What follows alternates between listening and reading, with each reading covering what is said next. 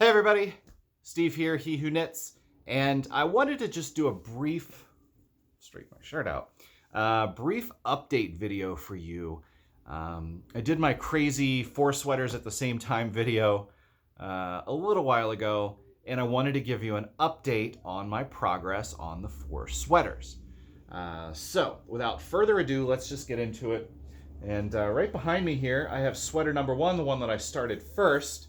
And so this was kind of basic on the back. You can see the back now is completely finished. And there's a close look at kind of the material. Just a pretty basic stitch there on the back. And I am now into the front section, which is going to be cabled. And I'll tell you that in terms of the cabling stuff that I've done, this is one of the more complicated cables that I've done for whatever reason. It didn't seem that complicated. I don't really think it is necessarily, but I had a lot of trouble with this. I don't know what it was, but you can see here's what some of the cables are starting to look like. I'll spread them out a little bit. So you've got this kind of crisscross pattern here across the front. On the sides, you've just got some straight knit. And that's kind of what it looks like. So for some reason, this whole thing was giving me trouble. I messed up so many different times and had to backtrack a little bit. But I think I'm on the right track now. So back is done, working on the front, and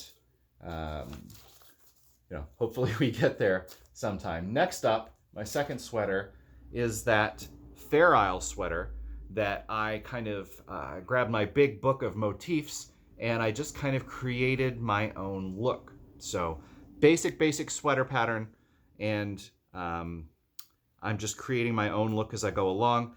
Now what I'm going to try to do for you here is flip it inside out so you can see the right side. And basically, this is kind of where we're at with this one. Easier said than done, right? Flipping it to the right side. There we go. All right. So this is more or less what we look like so far.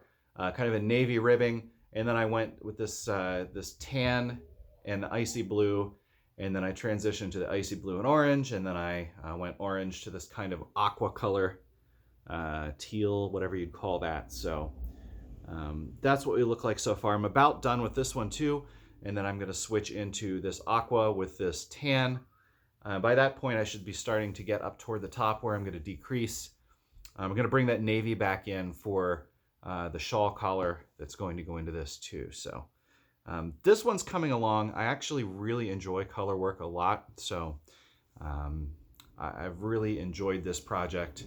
And this was my first legit project using circular. So I found that I like that too for sweaters. So anyway, move the cart back over to this side. I'll show you sweater number 3.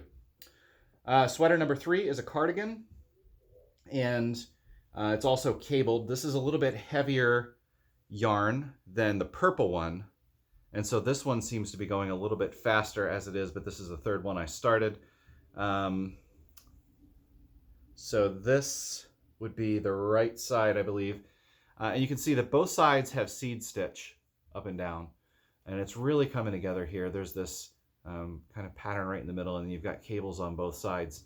And I'm actually really close on this one too to start working the armhole decreases. So this one, not super difficult in terms of the pattern to follow. Certainly for me, not as hard as that purple for whatever reason. You can see that I've used a different color slightly here at the bottom too. This is a cream, and this is their driftwood gray, I think they call it.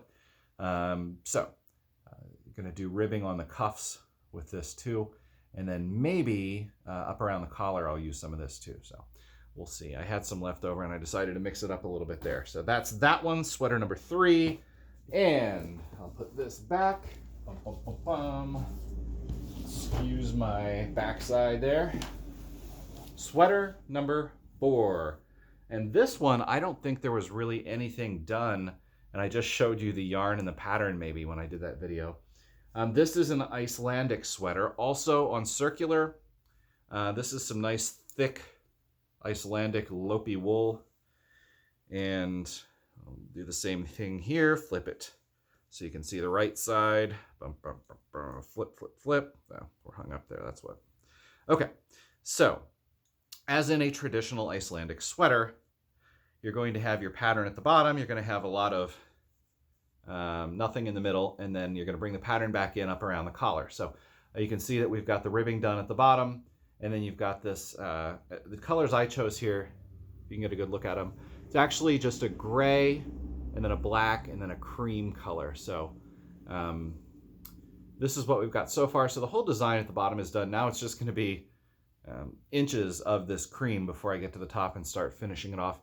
This one and the color work one, I'm going to be excited to see how they turn out once I get to the top, because I've only ever done front, back, seam up the side sweaters before. So I've never done it this way, and I'm kind of anxious to see if it's easier, if it's harder, or what the difference is there. So if you know, let me know down below what you think, what your favorite method of sweatering is. Once I'm done with these 4 sweaters, I am off sweaters for a little while, I think. Although I do have some yarn tucked away that I've been meaning to use, so who knows. But then I'm going to get into, and I'll make a video about this too, my kind of spring, summer of socks. I have more sock yarn than I know what to do with, and the last time I went to my favorite store, I bought some more.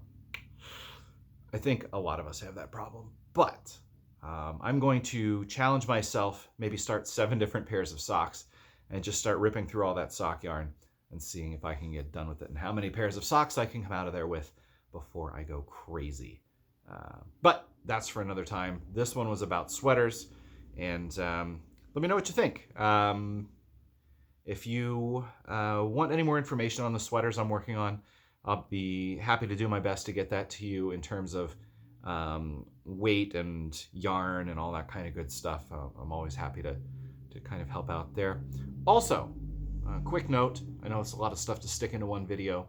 I have been considering doing a couple of videos teaching a little bit of technique, at least as I know it. Beginner stuff, nothing too complicated. So if that's something you think you would be interested in seeing me do, let me know. And that way I'll have a pretty good idea if I should be making videos about any kind of technique or anything like that. So again, happy to do it. Just need to know that people are interested in watching it. That's all I've got. I will see you again shortly with another video. Have a great day.